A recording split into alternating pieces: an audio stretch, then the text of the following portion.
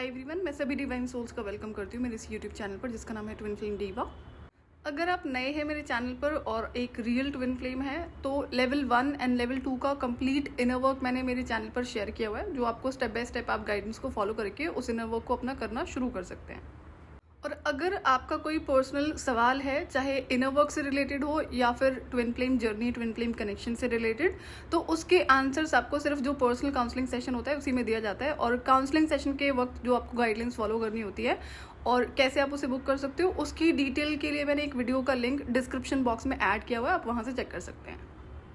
Divine test जो money से related होते हैं वो 3 टाइप के होते हैं, जिसमें से एक टाइप का डिवाइन टेस्ट मैंने आप लोगों से ऑलरेडी शेयर किया हुआ है। और ये जो इन्फॉर्मेशन मैं आप शेयर करने जा रही हूँ ये फिलहाल तो मुझे सिर्फ गाइडेड है, अभी मेरा मन नहीं था इसे शेयर करने का, फ्यूचर का डेफिनेटली पार्ट था, but then all of a sudden ये गाइडेंस थी शेयर करने के लिए। आई एम श्योर कि कुछ ना कुछ ट्विन फ्लेम से रिलेटेड ही होगा।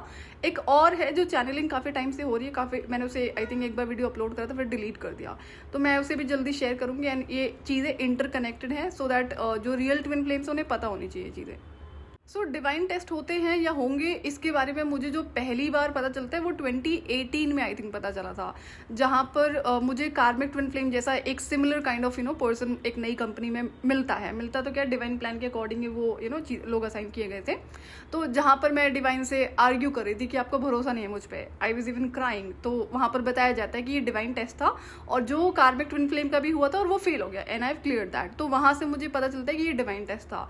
लेकिन उसके बाद से जब बैक टू बैक टेस्ट होने लगे हैं और मनी से रिलेटेड जो इतने सारे टेस्ट हुए थे ऑलरेडी हो चुके थे, तो जब ये टेस्ट हुए थे तो मुझे बताया नहीं गया था। तो जब पहली बार टेस्ट होता है तो ये 2011 की बात है, अभी तक मैं अपनी फैमिली के साथ थी और उस दिन मेरा प्लान था घर से बाहर आने का, जो मैं स्टोरी आपसे शेयर कर चुकी हूँ, जो मेरी जर्नी शुरू होने जा रही थी। तो एक दिन पहले मैंने जॉब के लिए अप्लाई किया था एंड ये इवेंट मैनेजमेंट की कंपनी थी। तो ये क्या करता है कि इसका जो ऑफिस था, एक जो पर्टिकुलर रेजिडेंशियल सोसाइटीज़ होती है ना, वो सोसाइटी के अंदर ऑफिस बना रखा था। तो इन्होंने मुझे बुलाया कि आप इंटरव्यू के लिए आ जाओ। अब ऐसे सोसाइटी के अंदर किसी ने ऑफिस बना रखा, मेरे लिए थोड़ा सा ऑकवर्ड था बिकॉज मैं ऑलरेडी वर्किंग थी। बट सोसाइटी काफ़ी अच्छी थी, ऐसा नहीं था कि कोई वहाँ पर डरने वाली बात थी। तो प्रॉपर ऑफिस वहाँ पर बना हुआ था, ये इस इंसान ने मुझे बताया। ओके, अब मैं जब वहाँ पर जाती हूँ तो ये काफ़ी बड़ा ऑफिस सोसाइटी के अंदर बना रखा था। तो जब मैं वहाँ पर गई हूँ तो इंटरव्यू होता है एंड मैं बैठी हुई थी, इतने में एक पर्सन आता है जो कि एकदम नया था। वो भी यही था कि वो इंटरव्यू के लिए आया। अब जैसा कि इवेंट मैनेजमेंट की कंपनी थी, ये जो इंसान मेरा इंटरव्यू ले रहा था ये ओनर ऑफ द कंपनी था।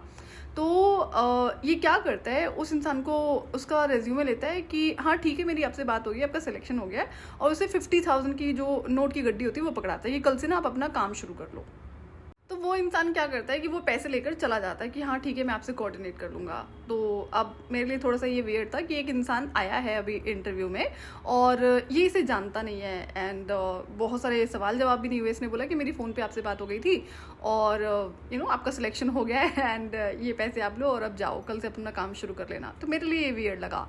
सो मैं ऑब्जर्वेशन पे रहती हूँ एंड अब क्या होता है कि मुझसे जो भी सवाल जवाब करता है कि ठीक है फिर मैं आपको सिलेक्ट कर रहा हूँ और आप अपना ना कल से काम शुरू कर सकते हो। तो मैंने कहा ठीक है। एंड देन अभी जो जॉब थी ये इवेंट मैनेजमेंट की कंपनी थी और बैंगलोर में थी, मतलब आउट ऑफ सिटी। सो मैंने कहा ठीक है मैं आपको सोच के बताती हूँ।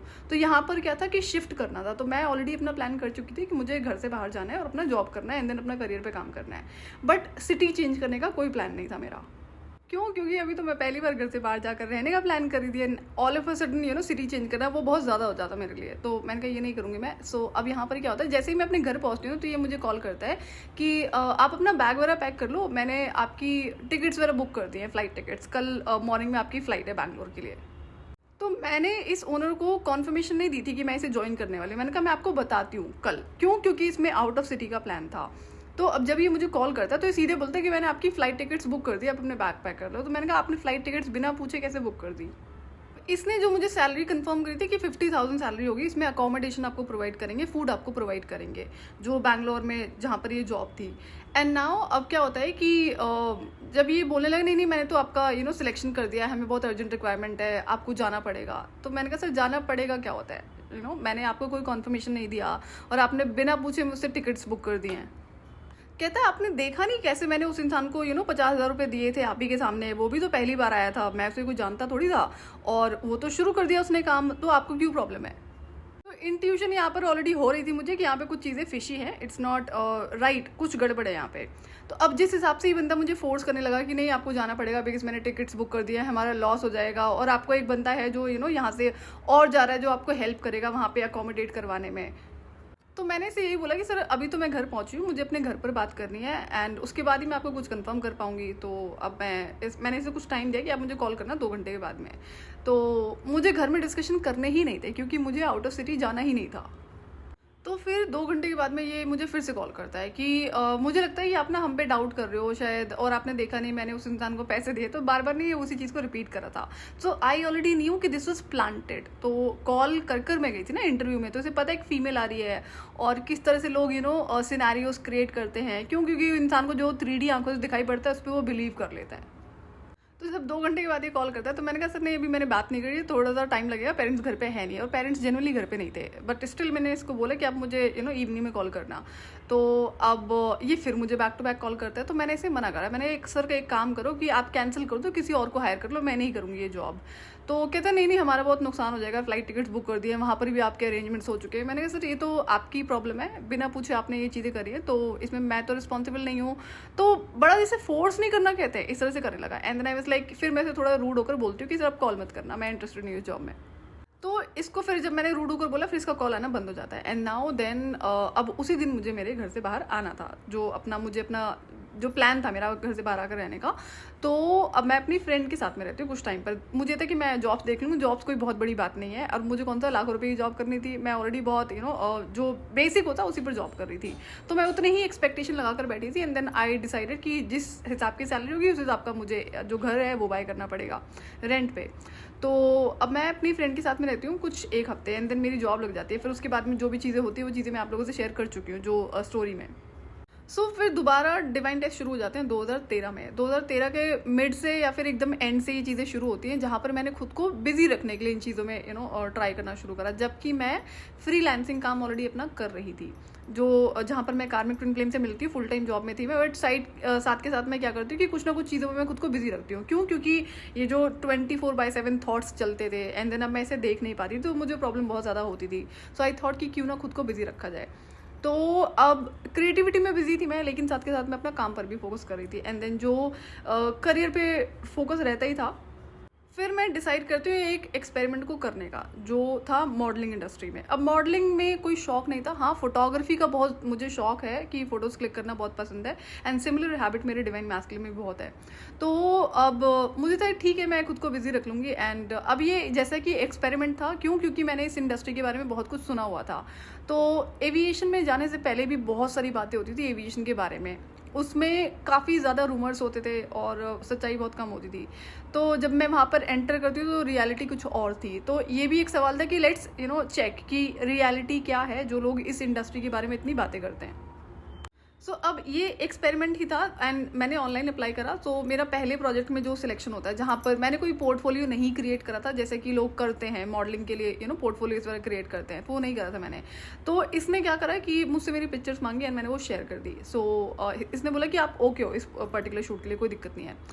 एंड मैंने इसे बताया ना तो मैंने पोर्टफोलियो क्रिएट करा, ना मैं इसमें इन्वेस्टमेंट करने वाली हूँ। तो अब मैं सिर्फ एक्सपेरिमेंट ही कर रही थी, मुझे कौन सा इसमें करियर बनाना था। तो अब ये जो कोऑर्डिनेटर था ये मुझसे बाहर मिलता है, जो कोई एक मार्केट एरिया था जहाँ पर लाइक आपको काफ़ी ज़्यादा क्राउड मिलता है कि आपको कैफ़ेज़ वगैरह बैठ के बातें कर लो। तो ये मीटिंग मैंने रखी थी कि मैंने कहा मैं ऐसे डायरेक्टली नहीं शूट करूँगी, पहले मुझे कुछ सवाल जवाब करने हैं। तो ये मिलता है और मेरी ही एज का लड़का था। एंड देन मैंने बोला कि मैंने ऐसे से ना इस इंडस्ट्री के बारे में सुना हुआ है कि बहुत ज़्यादा गंदगी है, लोग कॉम्प्रोमाइज़ वगैरह के लिए बोलते हैं, क्या इसमें सच्चाई है? तो कहता है ऐसा होता है बट इस प्रोजेक्ट में ऐसा कुछ नहीं है, नीट एंड क्लीन प्रोजेक्ट है। तो मेरे लिए क्लियर कम्युनिकेशन बहुत ज़्यादा मैटर करता है। क्यों? क्योंकि मैं अपने एंड से क्लैरिटी रखती हूँ, उसके बाद अगर आप अपनी बातों से बैकआउट कर गए ना तो हेल की यात्रा मैं किसी को भी कराना जानती हूँ। तो मुझे इसलिए भी था कि मैं अपने एंड पे क्लियर रहूँगी। एंड देन अब क्या होता है कि ये बात यहाँ पर क्लियर हो जाती है। उसने बोला ऐसा कुछ नहीं, इट्स बहुत normal clean neat and clean shoot है और कोई दिक्कत नहीं होगी। तो अब मेरा जो मेरा एरिया था उससे कुछ विद इन किलोमीटर्स की दूरी पर ही इसका ऑफिस पे था जहाँ पर ये शूट होना था।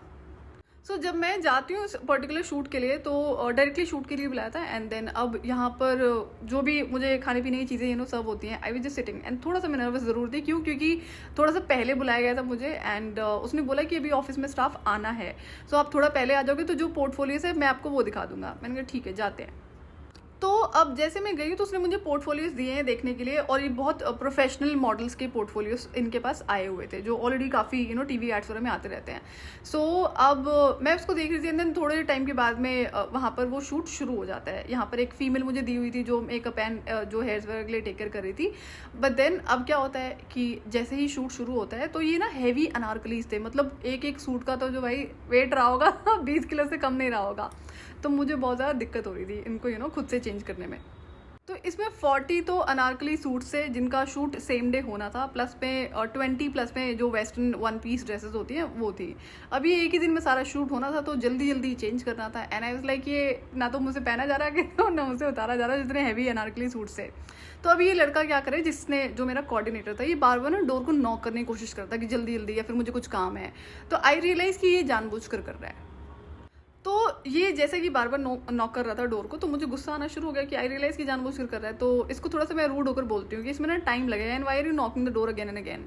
तो इसको समझ में आ जाता है एंड तो ये मुझे ना क्या करता है, फीमेल भेजता है हेल्प करने के लिए जो मुझे चेंज करने में हेल्प करती है। उसके बाद बीच में होता है ब्रेक। तो जब ब्रेक होता है ना तो मैं अपना टी फिनिश करती हूँ एंड देन मैं बाहर जाती हूँ, वॉक कर रही थी। तो ये वहाँ पर स्मोक कर रहा था तो मुझे गुस्सा तो आ ही रहा था। तो मैंने बोला शक्ल देखी अपनी कैसी लगती है, जैसे हर टाइम ड्रग्स में डूबा रहता है।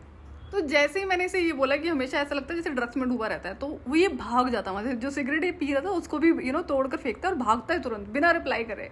एंड कोई बात नहीं, मेरा शूट वापस शुरू हो जाता है। अब शूट चल रहा था, ये बीच में उसको रोकने के लिए बोलता है। जैसा कि कोऑर्डिनेटर था तो ये टेक केयर कर रहा था पूरे प्रोजेक्ट का एंड देन फिर ये जैसे कि मुझे बुलाता है बात करने के लिए, मुझे आपसे बात करनी है। तो ये वहाँ पर बोलता है, कहते मैम सॉरी मेरी गलती थी और मैं जानबूझकर नॉक कर रहा था, मुझे लगा कि आप भी बाकी मॉडल्स के जैसे हो। मैंने क्यों लगा और कैसे लगा, मैंने तुझे बता तो दिया था मैंने क्लियरली, तभी तो मैंने ओके किया था ना इस शूट को करने के लिए।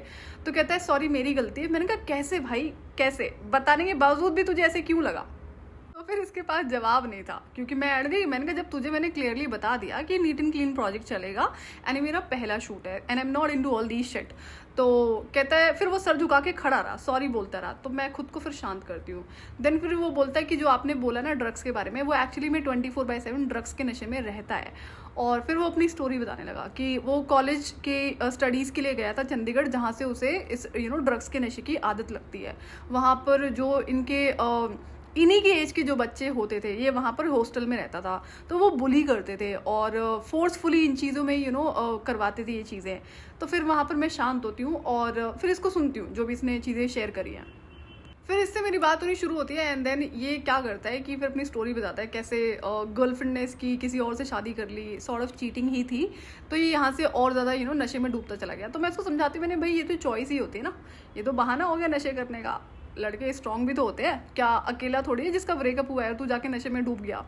तो एंड आई अंडरस्टैंड कि कॉलेज टाइम में बच्चा यंग होता है कि वहाँ पर चाहे बुली करा गया या फिर जिस तरह से कोई इन चीज़ों में ढकेला गया है ड्रग्स के नशे में। तो बट देन चॉइस तो अपनी होती है ना। और शिव जी का काफ़ी बड़ा ये भक्त था, करता था पूजा पाठ और ये पंडित भी था जात से। बट ये जो इन चीज़ों में लगा हुआ था काफ़ी, जैसे 24/7 कहते हैं ना कि इसके बिना इसका चलता नहीं था लाइफ का, कि ड्रग्स लेने की इसको आदत थी। तो मैंने क्या फ़ायदा ना इतने भी अच्छे होने का जब आप अपनी ज़िंदगी का टेक केयर नहीं कर सकते हो। बहाना मार दिया आपने कि आपका ब्रेकअप हो गया तो आप गम में हो, तो इसलिए आप अल्कोहल कंज्यूम कर रहे हो या फिर ड्रग्स ले रहे हो। तो जब मैंने इसे ये चीज़ें बोली है ना कि मैंने ऐसा कोई इकलौता इंसान तो है नहीं जिसका ब्रेकअप हुआ हो, एंड आई अंडरस्टैंड कि फीलिंग बहुत पेनफुल होती है, बट हमें हमारी लाइफ का टेक केयर करना होता है ना। तो अब ये सुनता है एंड कुछ टाइम का गैप लेता है। फिर उसके बाद ये क्या करता है, कुछ दिनों के बाद में प्रपोज कर देता है कि मैम अगर आप मुझे एक्सेप्ट कर लोगे ना तो मैं इन सारी चीज़ों को छोड़ दूंगा, ये जो ड्रग्स के नशे थे ये वो करके। तो I knew what sort of personality he was a loser kind of personality. उसको ये था कि कोई चाहिए इसे ना कि सपोर्ट करने के लिए, चाहे इमोशनली सपोर्ट करने के लिए। और ये लड़का कोई बहुत बुरा नहीं था, आदत ज़रूर इसे लगी हुई थी अल्कोहल और ये जो ड्रग्स के नशे थे। लेकिन अगर कभी भी आप इस तरह के इंसान को अलाउ करते हो ना, आप अपनी ज़िंदगी में सबसे बड़ी गलती करते हो। जैसे लोगों को लगता है, जनरली फीमेल्स को लगता है कि हम किसी टॉक्सिक इंसान को अगर एक्सेप्ट कर लेंगे ना तो फीमेल्स के अंदर आदत होती है कि हम उसे बदल सकते हैं। एंड आई न्यू कि एक इंसान को आप कभी नहीं बदल सकते हो जब तक कि वो खुद ना बदलना चाहे। और इसकी कंडीशन देखो क्या बोलता है, कहता है अगर आप मुझे एक्सेप्ट कर लोगे ना तो मैं इन आदतों को छोड़ दूंगा। मैंने देखो इसको मैं एक्सेप्ट करूँ तब ये इन आदतों को छोड़ेगा। मैंने you are such a loser, you don't need me और anybody else, you take care of your life. तो ये स्टिल बहुत प्यार से सुनता है मुझे, कभी कुछ इसने गलत नहीं बोला। तो बदन ये था कि नहीं भाई, मैं इस तरह की पर्सनैलिटी अपनी लाइफ में अलाउ ही नहीं कर सकती, बिल्कुल भी नहीं। तो मैं इसे फिर कार्मिक ट्विन फ्लेम के बारे में बताकर वहाँ से डिस्टेंस करती हूँ कि नहीं, मेरे अंदर तो किसी और इंसान के लिए फीलिंग्स है और मैं किसी और को एक्सेप्ट कर नहीं सकती जब तक कि मैं कभी इस इंसान से ओवर ना हो जाऊँ। तो ये मुझे डायलॉग मारता है कि you are leaving me for a stone heart person. तो वहाँ पर ये डिस्टेंस में करती हूँ एंड देन फिर उसके बाद में मेरा इससे कभी कम्युनिकेशन होता नहीं है। दो इसने मुझे रीच आउट किया था मल्टीपल प्रोजेक्ट्स के लिए, फिर मुझे था कि नहीं, मुझे ना डिस्टेंस ही मेंटेन कर लेना चाहिए। सो 2013 में ये शूट हुआ था जो पहला प्रोजेक्ट था मॉडलिंग का। एंड अब 2014 में जब मैं एक एमएनसी ज्वाइन करती हूँ जो कि एचआर में था, तो यहाँ पर काम नहीं होता था, तो मैं फ्री थी काफ़ी। और ये लोग क्या करते थे, आपको स्टडीज़ करना अलाउड नहीं है, बाकी आप यहाँ पे कुछ भी कर सकते हो, मूवी देख सकते हो, ऑफिस में बैठ के गाने सुन सकते हो, गॉसिपिंग कर सकते हो, और यही सारा डिपार्टमेंट वहाँ पे करता था। तो अभी बहुत बड़ी एमएनसी थी और हमारा एक इकलौता डिपार्टमेंट था जिसके पास में काम नहीं होता था। और जैसा कि अब ट्विन फ्लेम से फिजिकल डिस्टेंस क्रिएट हो चुका था, कंपनीज चेंज हो चुकी थी, मैं ऐसे देख नहीं पा रही थी, बात तो वैसे भी नहीं होती थी, कभी कभार हाई हेलो, तो मुझे ना प्रॉब्लम बहुत ज़्यादा हो रही थी। तो मैं खुद को बिजी रखने की कोशिश कर रही थी। अब ऑफिस में काम नहीं है और बिजी आप कैसे रखोगे, गॉसिपिंग मैं करती नहीं, गाने कितने सुनोगे, मूवी मैं लैपटॉप पर देखना पसंद नहीं करती। तो जैसे जैसे मेरा टाइम करता था, तो मैंने क्या करा, बीच में चेंज देखना शुरू करा और मैं ये मॉडलिंग के प्रोजेक्ट्स को देख रही थी जो मल्टीपल प्रोजेक्ट्स होते हैं। अब जैसे कि एक दूसरा प्रोजेक्ट था मॉडलिंग का, तो यहाँ पर क्या था कि पता नहीं किस चीज़ का था, कुछ रैंप वॉक वगैरह थी, इसमें कुछ और तो था ऐसा।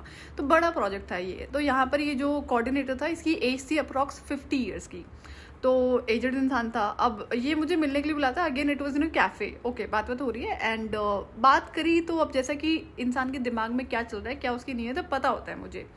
तो अभी बेचारा देख रहा था कि क्या करा जाए, तो थोड़ा सा ये सोचता है एंड देन ही सेड कि अब होता क्या है कि ही ट्राइड प्लेइंग इनसिक्योरिटीज़ का गेम। तो अब इसको पता था कि शक्ल सूरत में तो खेलने वाला कोई ऑप्शन है नहीं, कैसे क्या नुक्स निकालूं मैं, नहीं था कोई नुक्स। तो ये क्या करता है, जो ये आपका आर्म फैट है ना, जो बाजू का फैट होता है, ये टाइट होना चाहिए, टोनिंग नहीं है, तो कम है चांसेस आपको आपके सिलेक्शन होने के। मैंने ठीक है सर, कोई दिक्कत नहीं, मैं जाती हूँ। फिर कहता नहीं रुको, आप एक काम करो, मेरे पास ना एक ये कॉन्ट्रैक्ट है, आप इसको साइन कर दो, मैं आपका इसमें सिलेक्शन करवा दूंगा। तो मैंने कहा ओके, मैं आपको पढ़ के बताऊंगी, तो 2-3 दिन में मैं आपको करती हूँ रिप्लाई। तो कहता नहीं, ये ना आपको अभी साइन करना पड़ेगा। मैंने कहा अभी कैसे साइन करना पड़ेगा, पढ़ूंगी ना मैं, लीगल कॉन्ट्रैक्ट है ये। तो अभी ये जो कोऑर्डिनेटर था, he started convincing and forcing both कि तुम बस अभी साइन कर दो उस पर। तो मैंने कहा नहीं, अभी कैसे साइन कर सकते हो ना, बिना पढ़े तो मैं लीगल कॉन्ट्रैक्ट बिल्कुल भी साइन नहीं करूंगी।